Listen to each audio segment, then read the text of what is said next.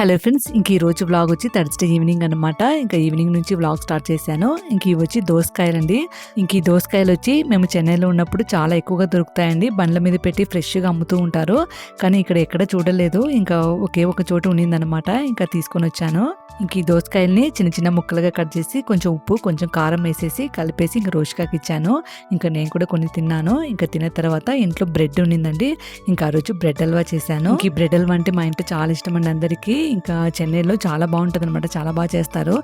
బిర్యానీ కొంటే దానికి స్వీట్ వచ్చి బ్రెడ్ హల్వా ఇస్తారండి, చాలా టేస్టీగా ఉంటుంది. ఇంకా టేస్ట్ చూసి ఇంకా ఎలా చేయాలో నేర్చుకున్నాను అనమాట. ఇంకా స్వీట్ అంటేనే మేము ఏదైనా బిర్యానీ చేసినప్పుడు ఇంకా బ్రెడ్ హల్వానే చేస్తూ ఉంటాను. ఇంక ఈ బ్రెడ్ హల్వా వచ్చి చాలా ఈజీగా చేసుకోవచ్చు అండి. ఇంకా అన్ని స్వీట్స్ కంటే ఇది చాలా ఈజీగా చేయొచ్చు అనమాట. ఇంకా బ్రెడ్ని వచ్చి 4 పీసెస్గా కట్ చేసి పెట్టుకున్నాను. ఇంకా ఆ రోజు కొంచెం బ్రెడ్ హల్వా ఎక్కువగా చేశానండి. ఫ్రిడ్జ్లో పెట్టుకొని ఇంకా అప్పుడప్పుడే తినొచ్చని కొంచెం ఎక్కువగా చేశాను అనమాట. ఇంకా మిగతా సగం బ్రెడ్ని బ్రెడ్ ఆమ్లెట్ వేయడానికి ఎత్తి పెట్టాను. ఇంకా అప్పుడప్పుడు కాఫీలో అద్దుకొని తింటానండి, చాలా బాగుంటుంది. నాకు చాలా ఇష్టం అనమాట బ్రెడ్ని కాఫీలో అద్దుకొని తినాలంటే.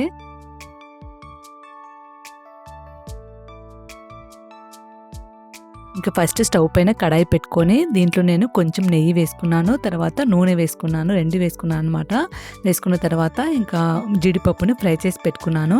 ఇంకా దీంట్లోనే జీడిపప్పు బదులు కర్బూజా విత్తనాలు వేస్తే చాలా బాగుంటాయండి టేస్ట్. ఇంకా అవి నా దగ్గర లేవు, అందుకని వేయలేదు. ఇంకా జీడిపప్పునంతా బాగా ఫ్రై చేసుకున్న తర్వాత నేను దీంట్లోనే బ్రెడ్ని 4 పీసెస్ కట్ చేసి పెట్టుకున్నాను కదా, అవి బ్రౌన్ కలర్ వచ్చేంత వరకు ఫ్రై చేసుకున్నాను. సిమ్లో పెట్టుకొని బ్రెడ్ని అంతా బాగా ఫ్రై చేసుకోవాలండి. హై ఫ్లేమ్లో పెడితే తొందరగా మాడిపోతుంది బ్రెడ్.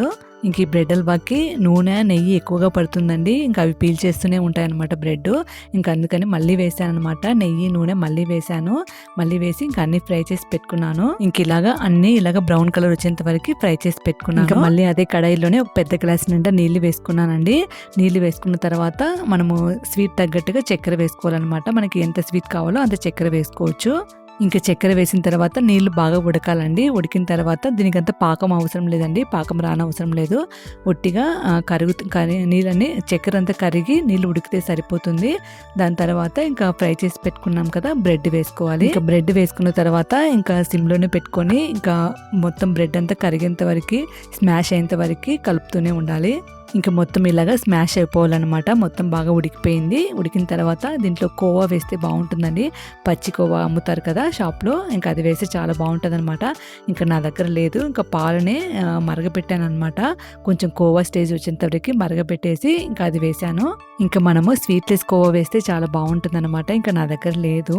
ఇంకా అందుకని ఇంకా పాలనే ఇలాగా మరగపెట్టి వేసాను అనమాట. టేస్ట్ కూడా చాలా బాగుండిందండి. ఇంకా సిమ్లోనే పెట్టుకొని బాగా కలుపుతూ ఉండాలండి. ఇంకా మనము ఆయిల్ అంతా పీల్చుకుంది కదా బ్రెడ్, ఇంకా మళ్ళీ అదంతా రిలీజ్ చేస్తుంది అనమాట. ఇంకా అంతవరకు సిమ్లోనే పెట్టుకొని కలుపుతూ ఉండాలి.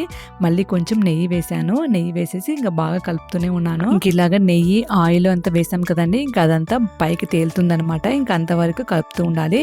ఇంకా లాస్ట్లో జీడిపప్పు వేసేసి కలిపేసి ఇంక స్టవ్ ఆఫ్ చేసుకోవడమే. ఇంకా బ్రెడ్ హల్వా రెడీ అయిపోయిందండి. ఇంకా స్టవ్ ఆఫ్ చేసి సర్వింగ్ బౌల్లో తీసుకున్నాను. ఇంకా టేస్ట్ అయితే చాలా బాగా వచ్చిందండి ఆ రోజు. ఇంకా అప్పుడే టేస్ట్ చేశాను అనమాట. చాలా బాగా వచ్చిందండి, చాలా టేస్టీగా ఉండింది. మీరు కూడా ఒకసారి ఇలాగా మీ ఇంట్లో ట్రై చేసి చూడండి. ఈ వీడియో కనుక నచ్చినట్టయితే లైక్ చేయండి, షేర్ చేయండి, సబ్స్క్రైబ్ చేసుకోండి. మళ్ళీ ఇంకొక వీడియోలో మళ్ళీ కలుసుకుంటాను.